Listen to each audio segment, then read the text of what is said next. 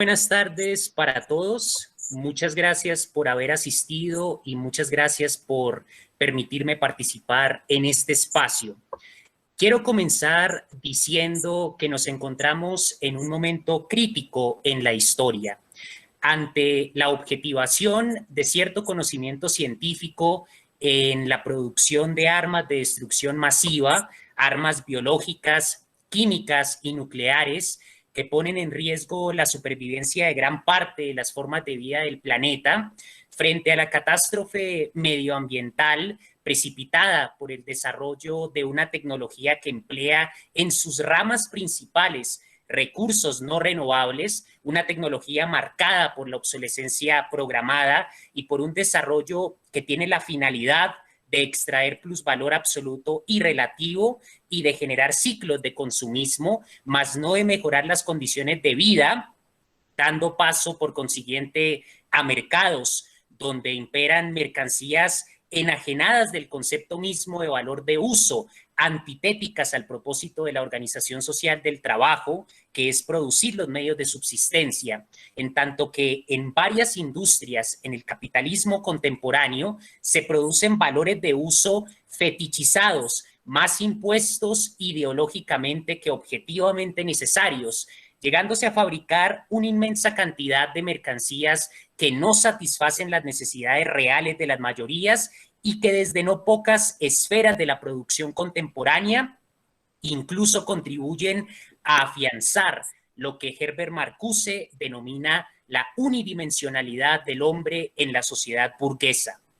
teniendo un impacto ominoso, alienante y deshumanizador en el plano psicológico, existencial e intersubjetivo del hombre contemporáneo, a costa también de causar graves daños a ecosistemas milenarios, levantando emporios industriales, mercados obsoletos y degradantes, fruto de la explotación neocolonial del tercer mundo, los cuales operan sobre la base del plusvalor, el trabajo enajenado y de la imposición de los aparatos ideológicos, para emplear el término desarrollado por Louis Althusser, del consumismo, causando un empobrecimiento del mundo de la vida, como lo llama Husserl, en un sentido cultural, mientras estima que 9 millones de personas se mueren de hambre cada año a nivel mundial. Frente a todas estas contradicciones, resulta urgente hoy volver al materialismo histórico como método de análisis y de explicación de los fenómenos económicos, reconociendo la importancia actual, la necesidad apremiante de llevar a cabo una transformación sucinta de las contradicciones estructurales del modo de producción capitalista. Ante el hecho de que sigue imperando, en el marco de la contradicción capital-trabajo, la plusvalía, donde la mayor parte del valor producido en una jornada de trabajo no se remunera en el salario, frente al trabajo alienado que se expresa en la incapacidad del obrero de producir un valor de uso que le pertenezca, que haga del trabajo una actividad que afiance realmente el carácter creativo y en continuo cambio del espíritu humano, reduciendo el proletario a un mero instrumento, por consiguiente, en el ciclo de producción del capital, donde una suma de dinero se convierte en medios de producción y fuerza de trabajo objetivados en mercancía, que luego se venden por un valor que incluye el capital originalmente invertido, más un valor excedente, fruto del plustrabajo no pagado, desde la enajenación de los artistas ante la mercantilización del arte que describe Theodor Adorno, hasta la incapacidad de los científicos y técnicos actualmente de aplicar sus hallazgos, su conocimiento libremente en un mercado que se encuentra regido por los intereses de capitales que han llegado a monopolizar varias industrias y que evitan una auténtica innovación tecnológica, la enajenación entre productor y comodidad, entre proletario y mercancía, permanece en los nuevos mercados e industrias, permanece todavía en el modo de producción burgués actualmente. Ante la represión cultural e ideológica que va desde el biopoder que describe Foucault hasta las formas de represión excedente que examina Marcuse en su obra Eros y civilización desde una perspectiva psicoanalítica, mientras en el marco de la desigualdad entre centro y periferia, fruto de la competencia desigual entre capitales tecnológicamente menos desarrollados, los cuales transfieren valor a los capitales tecnológicamente más desarrollados, se afianza actualmente el fenómeno de la superexplotación del trabajo, descrito por el economista y sociólogo brasileño Roy Marini, que implica el pago por debajo del valor de la fuerza de trabajo y un aumento de la plusvalía absoluta, por lo tanto, como un mecanismo estructural de la acumulación del capital en las economías dependientes, en las economías periféricas, en las economías del tercer mundo, que intentan contrarrestar su empobrecimiento a causa de la transferencia estructural de plusvalor extraordinario a los capitales del centro, sobreexplotando al proletariado de los países subdesarrollados y aumentando, por lo tanto, la miseria material en las mayorías campesinas y obreras de los países del tercer mundo.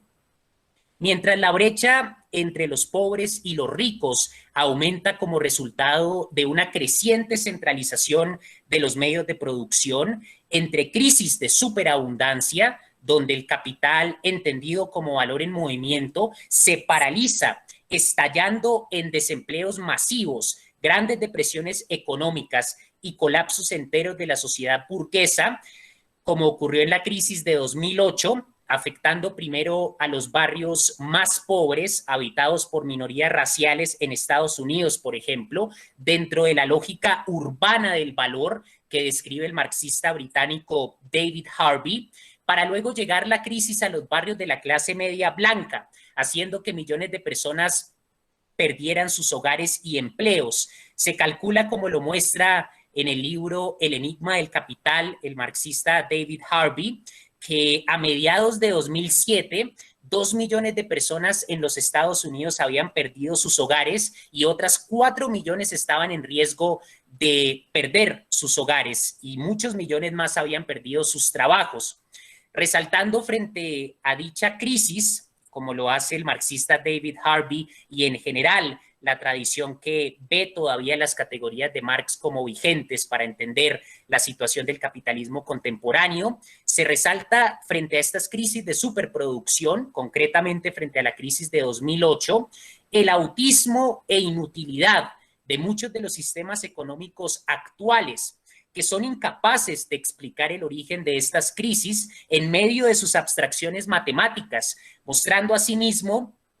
el fenómeno de la crisis de superproducción, concretamente la del 2008, cuando los estados de los países desarrollados se vieron obligados a inyectar dinero para evitar el colapso y quiebre de los bancos, sobre todo en Estados Unidos, que el Estado no es otra cosa que el administrador de los negocios de la burguesía, como ya lo indican Marx y Engels en el Manifiesto Comunista. Ante las armas de destrucción masiva y el calentamiento global, resulta urgente, hoy más que en ningún otro momento de la historia, por lo tanto, llevar a cabo una transformación radical del modo de producción burgués. Lo que necesitamos no es una mera reforma, conservando las contradicciones estructurales de la infraestructura económica capitalista, ni tampoco una mera redistribución, sino una transformación integral del proceso de producción de mercancías, aboliendo el plusvalor absoluto y relativo, cambiando las formas de intercambio en el mercado mundial para superar la explotación y consecuente empobrecimiento del tercer mundo, que describe la interpretación marxista de la teoría de la dependencia, cambiando la aplicación de la ciencia y la tecnología, superando el trabajo alienado y la propiedad privada sobre los medios de producción, que contradice la naturaleza social del capital, de la organización del trabajo y de la misma producción de mercancías. Aboliendo la propiedad privada sobre los medios de producción para garantizar los medios de subsistencia y prescindir del uso destructivo y desperdicio enorme de las fuerzas de producción actuales dentro de la forma en la que el capitalismo contemporáneo emplea todo ese ingente desarrollo científico y material. Viendo el carácter imperialista, asimismo, de un capitalismo basado en la explotación del hombre por el hombre, del tercer mundo a manos del primer mundo, en la sangrienta historia del colonialismo, desde el siglo XV, con la apertura de la Europa germanolatina al Atlántico, la Europa del Imperio Romano de Occidente, y el inicio de la extracción de valor de las colonias, que hizo posible la superación material del modo de producción feudal, hasta las dictaduras financiadas por Occidente en el contexto de la explotación neoliberal de la periferia. Y asimismo, viendo en la razón instrumental la deshumanización inherente a un sistema cuya forma cultural parece ser una ciencia cinética, siendo conscientes del carácter cada vez más amenazante y destructivo del capitalismo, donde paralelamente al desarrollo tecnológico y científico,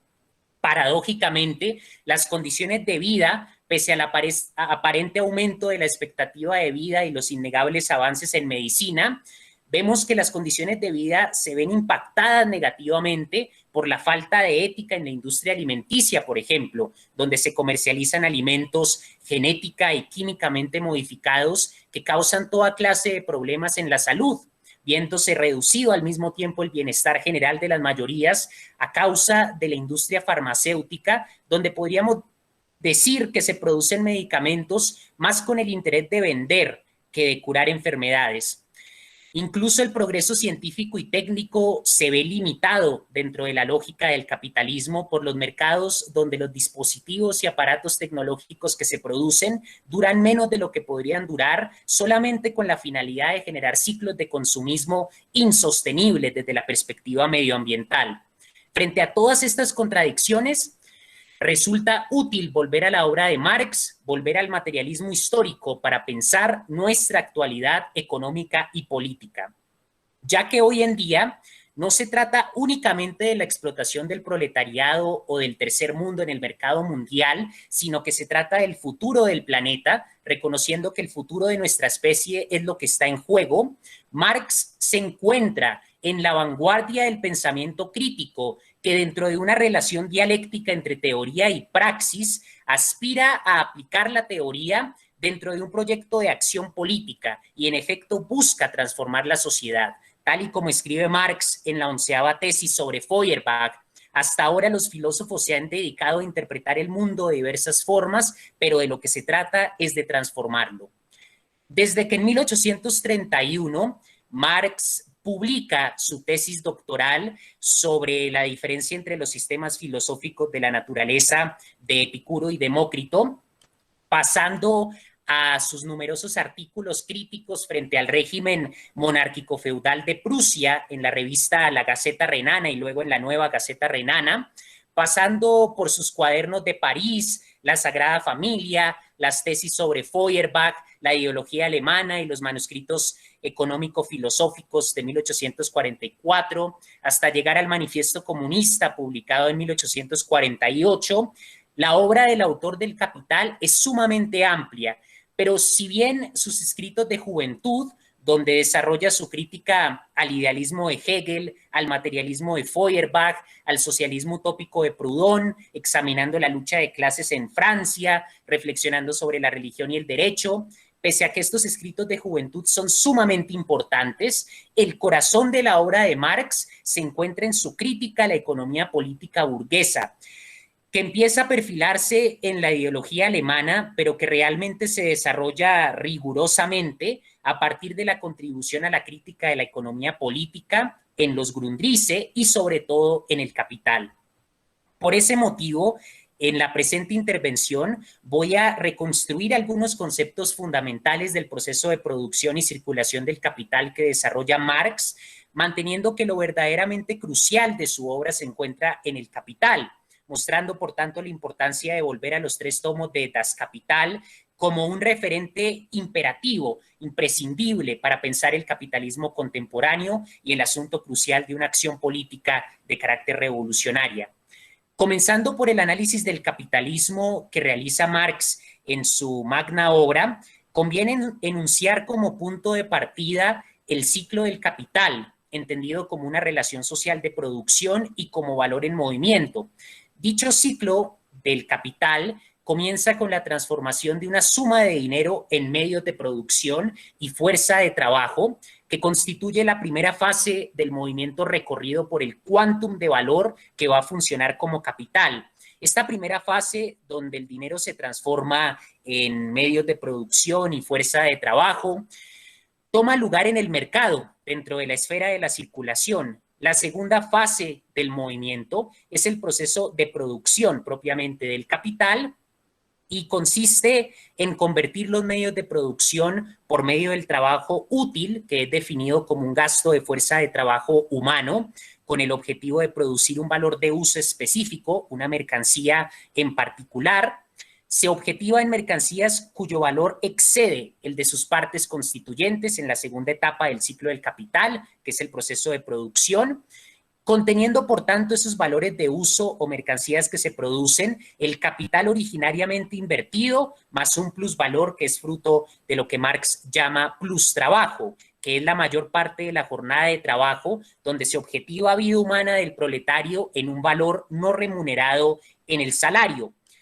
Dentro del contexto de esta segunda etapa del ciclo del capital, las mercancías fruto del proceso de producción deben ser arrojadas de vuelta a la esfera de la circulación, deben venderse, de manera que su valor debe convertirse en dinero que se transforma de nuevo en capital, iniciando una vez más el ciclo que constituye el proceso de circulación del capital. Es, por lo tanto, un ciclo circular, en tanto que en la tercera etapa, la de la circulación, el capital como valor en movimiento vuelve a ser dinero y el dinero permite volver a comprar medios de producción y fuerza de trabajo e iniciar el proceso de producción y comenzar de nuevo a partir de la primera etapa del ciclo del capital, que tiene un carácter circular. Para llegar a esa descripción del proceso de circulación del capital, que es uno de los resultados más importantes de su investigación, Marx va a comenzar en el primer tomo de Das Kapital, que fue publicado en 1867, en la sección Mercancía y Dinero, a partir de los dos factores de la mercancía, el valor de uso, el valor, la magnitud del valor y la sustancia del valor, para pensar a partir de estas categorías a describir el proceso de producción del capital y a partir de ahí hacer un recorrido conceptual hasta llegar a la circulación del capital como valor en movimiento y luego al ciclo del capital propiamente. Comienza Marx diciendo en la primera sección del primer tomo del Capital que la riqueza en la sociedad capitalista se presenta como un gran cúmulo de mercancías y que la unidad elemental de esa riqueza social es la mercancía individual, de modo que la investigación debe partir de lo que es una mercancía. Marx define una mercancía como una cosa, un objeto exterior que merced a sus propiedades satisface necesidades humanas. La naturaleza de esas necesidades, si se originan en el estómago o en la fantasía, en nada modifica el problema, dice Marx. Tampoco se trata de determinar si una mercancía satisface necesidades humanas directamente como medio de subsistencia o a través de un rodeo como medio de producción. Una mercancía es definida como una cosa exterior que satisface necesidades humanas y siempre debe considerarse con arreglo a su aspecto doble, un aspecto cualitativo y un aspecto cuantitativo. Del aspecto cualitativo de una mercancía, que es el conjunto de sus propiedades físicas y químicas, propiedades materiales en suma, se deriva el valor de uso, que precisamente no flota por los aires como indica Marx, sino que proviene del cuerpo mismo de la mercancía, del trigo, el hierro, el diamante o la cosa útil que sea. El valor de uso es el contenido material de la riqueza social, sea cual fuere la forma social de dicha riqueza, pero en la sociedad capitalista el valor de uso tiene la particularidad de ser el portador material del valor de cambio. Marx escribe que el valor de cambio se presenta inicialmente como una relación cuantitativa de intercambio entre valores de uso de distinta clase, una proporción cuantitativa donde distintos valores de uso se equiparan e intercambian. Y analizando con más detalle el valor de cambio, Marx propone el siguiente ejemplo que permite ilustrar cómo el valor de cambio hace posible el intercambio entre mercancías o valores de uso cualitativamente distintos. El ejemplo que propone es que una cierta cantidad de trigo, él da el ejemplo de un quarter de trigo exactamente, se intercambia por otras mercancías, X cantidad de betún, Y cantidad de seda, Z cantidad de oro, ya que una mercancía debe considerarse desde lo cualitativo y lo cuantitativo, la cantidad de una cosa útil, la cantidad de un valor de uso, la cantidad de trigo, la cantidad de betún o de oro que se intercambian por una cantidad específica de trigo. Ya que el quarter de trigo asume la forma relativa del valor y el betún, la seda y el oro en cantidades específicas asumen la forma equivalente del valor, el quarter de trigo tiene un valor de cambio con distintos modos de expresión que son la forma de equivalente del valor. En el caso del ejemplo que da Marx, la cantidad de betún, de seda y de oro que se cambian por el trigo muestran cómo el valor de cambio es el modo de expresión o forma de manifestación de un contenido diferenciable, pero común a esos distintos modos de expresión en las diversas mercancías que funcionan como equivalente, asumen la forma equivalente de la mercancía. Ese algo común en el ejemplo que se encuentra como una sustancia a la que son reducibles la seda, el oro, el betún, que se intercambian por una cierta cantidad de trigo, no puede ser algo que se derive de las propiedades materiales del cuerpo mismo de la mercancía, sino que Marx dice que tiene que ser algo distinto a las mercancías consideradas individualmente. Y ese algo en común, ese contenido, esa sustancia a la cual son reducibles los valores de uso cualitativamente distintos, relacionados a través del intercambio por medio del valor de cambio, es para Marx la sustancia generadora del valor. Y la sustancia generadora del valor es el trabajo indiferenciado abstractamente humano. El trabajo indiferenciado abstractamente humano tiene una magnitud del valor que es medido por el tiempo socialmente necesario de producción. El tiempo socialmente necesario de producción está determinado a su vez por la fuerza productiva del trabajo. Y la fuerza productiva del trabajo depende del desarrollo de la ciencia, de la técnica, de la destreza media del obrero. Y la fuerza productiva del trabajo, al aumentar la técnica, la ciencia, al aumentar el proceso de producción de una sociedad, disminuye el tiempo socialmente necesario de producción y al disminuir el tiempo socialmente necesario de producción, disminuye el valor, pero no es el valor de uso ni el valor de cambio, sino es el valor entendido como trabajo indiferenciado abstractamente humano que Marx define como una misma gelatina de trabajo humano cristalizada sin arreglo a cómo fue objetivada en el proceso de producción particular de un valor de uso específico, sino en general es gasto de fuerza de trabajo humana cristalizada en un valor de uso. A partir de la relación entre el tiempo socialmente necesario de producción y el valor de una mercancía, que es lo que permite el intercambio entre valores de uso cualitativamente distintos, porque Marx explica que solamente mercancías o valores de uso que son frutos de trabajos independientes, recíprocamente independientes que se oponen, solo mercancías cualitativamente distintas se pueden intercambiar porque sus diferencias, que son fruto de los trabajos útiles que las producen y que son diferentes, pensemos en el trabajo útil requerido para producir el trigo y comparémoslo con el trabajo útil necesario para producir el betún. Son trabajos cualitativamente distintos, pero a través de la relación de intercambio que lo remite a la sustancia generadora del valor, se equiparan en tanto gasto de fuerza de trabajo humana y es posible intercambiarlos porque sus valores de uso se abstraen dentro de la categoría general del trabajo indiferenciado abstractamente humano, mediante la relación entre el tiempo social necesario de producción, determinado por la fuerza productiva del trabajo, y el valor como sustancia generadora del valor, que es el trabajo indiferenciado abstractamente humano. Marx va a predecir que con el tiempo, al aumentar la tecnología, al aumentar la fuerza productiva del trabajo, disminuye el tiempo social necesario de producción, que es el tiempo promedial en el cual una sociedad produce una mercancía cualquiera, porque aumenta la tecnología, se producen los valores de uso o las mercancías más rápido, y al aumentar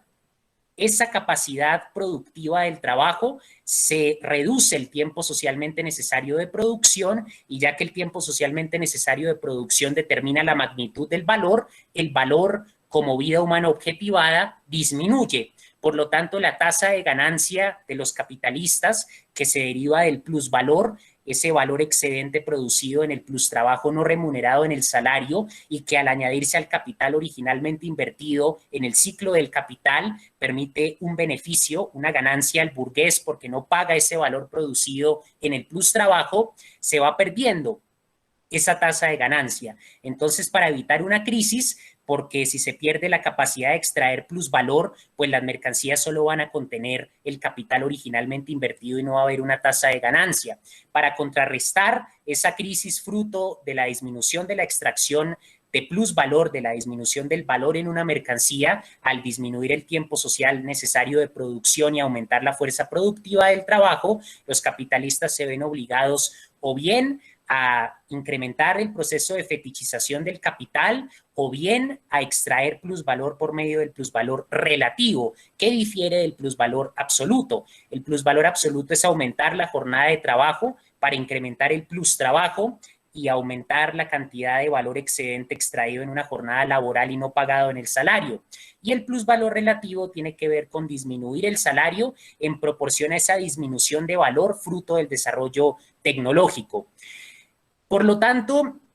esta primera aproximación a lo que hace Marx en el primer tomo del Capital, referente a su análisis del valor de uso, del valor de cambio, de la forma simple o singular del valor, que permite entender la forma básica de intercambiar dos mercancías, una asume la forma relativa y proyecta su valor como si la otra mercancía que asume la forma equivalente fuese un espejo,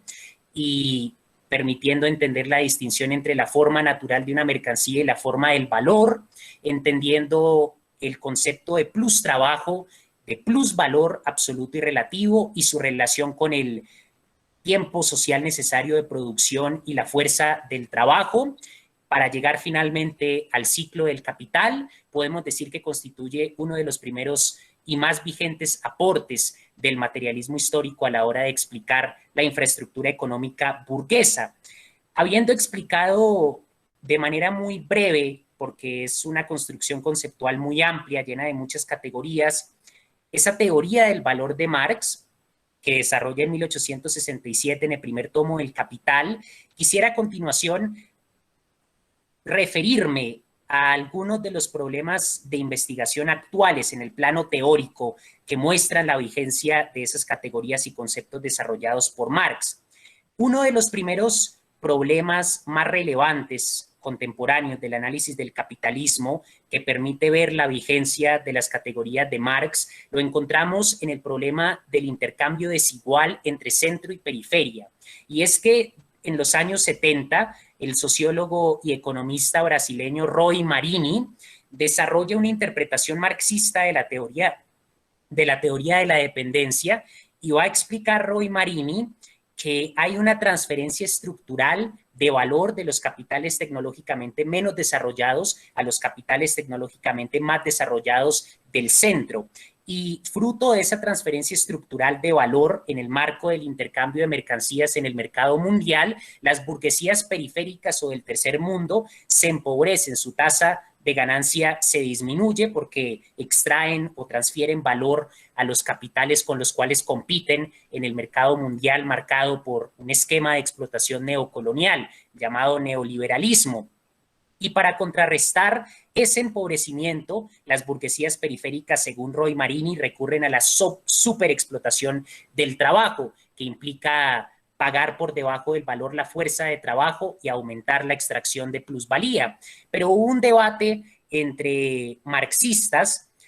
en la década de los 70 en torno a la descripción que hace Marini del intercambio desigual, porque algunos marxistas decían que no se puede comparar el intercambio entre centro y periferia porque las fuerzas productivas tienen un desarrollo distinto, no se pueden comparar ni las horas de trabajo ni el salario. Pero resulta, como lo muestra el marxista argentino Claudio Katz en un artículo titulado Dependencia y Valor, si se vuelve al concepto de trabajo potenciado que introduce Marx en el primer tomo del Capital, y si se vuelve a analizar la relación de intercambio que reduce los valores de uso cualitativamente distintos y los trabajos cualitativamente distintos a la sustancia generadora del valor, entonces sí se puede hacer esa comparación entre la producción de capitales tecnológicamente menos desarrollados, de manera que volver al Capital de Marx da las herramientas teóricas para entender el intercambio desigual en el mercado mundial y la transferencia estructural de valor de la periferia al centro.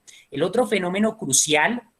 ya para finalizar por cuestiones de tiempo, que muestra la vigencia de volver a la teoría del valor de Marx al Capital, es la crisis de superproducción. La crisis de superproducción donde el capital, que el marxista David Harvey describe de forma análoga a la sangre bombeada por el corazón cuando ocurre un infarto y la sangre no se bombea. En una crisis de superproducción el capital, que es como si fuera la sangre en el cuerpo humano, se paraliza, y al paralizarse el capital como valor en movimiento, empiezan a estallar todas esas burbujas del capital especulativo, empiezan a entrar en bancarrota las diferentes empresas, incluso los bancos, y el Estado, como administrador de los negocios de la burguesía, debe inyectar dineros para evitar el quiebre de la economía, debe deshacerse de viejos mercados, como ya lo dicen Marx y Engels en el Manifiesto Comunista, deben revitalizar la economía mediante la apertura de nuevos mercados, y la forma más exitosa y más rentable de superar una crisis de superproducción es revitalizando la economía mediante la industria de la guerra, por lo que las invasiones al Medio Oriente, por ejemplo, se pueden entender dentro de la lógica de un capitalismo que mediante el negocio de la guerra, de la industria de las armas, revitaliza una economía que entra en crisis de superproducción que se pueden explicar de forma rigurosa volviendo a la teoría del valor de Marx y aplicándola a los fenómenos económicos y materiales concretos de la actualidad. Entonces, yo quisiera finalizar diciendo que la vigencia del materialismo histórico debe verse siempre desde dos ámbitos. El primero es teórico y responde al interés del materialismo histórico en tanto método explicativo de la realidad social, que es imprescindible para la filosofía social y para cualquier rama de las humanidades que quiera referirse de forma acertada a nuestra actualidad económica, social. Pero el segundo plano es un plano práctico, político. Debemos encontrar la forma de traducir esas reflexiones teóricas a la acción política. Debemos aprender de las moralejas de la historia, pensando en el mal llamado socialismo real, donde no se superaron las contradicciones estructurales del modo de producción capitalista. Lo que hubo fue un capitalismo de Estado con tintes fascistas e imperialistas, en el caso de la China de Mao o de la Unión Soviética, sobre todo bajo el régimen de Stalin. Y hay que tomar nuevos referentes, por ejemplo, la Comuna de París de 1871, las colectivizaciones anarcosindicalistas de la España revolucionaria, son pequeños experimentos donde el modo de producción se alcanzó a cambiar, no a una escala tan insignificante, una escala considerable, pero fueron aplastados en el caso de la Comuna de París por el ejército francés y en el caso de las colectivizaciones anarcosindicalistas por el ejército de la República, ni siquiera por Franco, sino por el ejército que se decía perteneciente a un régimen comunista. Entonces hay que cambiar los referentes, pensar en las moralejas de la historia y mediante la teoría, por ejemplo, al entender que el capital es valor en movimiento, pensar en estrategias de huelga que golpeen o pongan en jaque los centros de producción del capital para frenar ese valor en movimiento y generar crisis, que pienso yo que es una forma más efectiva de una acción política frente al capital que la vía armada, que la vía violenta, que la historia ha desacreditado como algo que simplemente deshumaniza el movimiento revolucionario. Entonces yo quisiera dejar hasta ahí. Muchísimas gracias por su atención. Dejo hasta ahí. Muchas gracias. Muchas gracias, Nicolás, por la presentación que nos ha hecho. En este momento voy a cederle la palabra al profesor Camilo.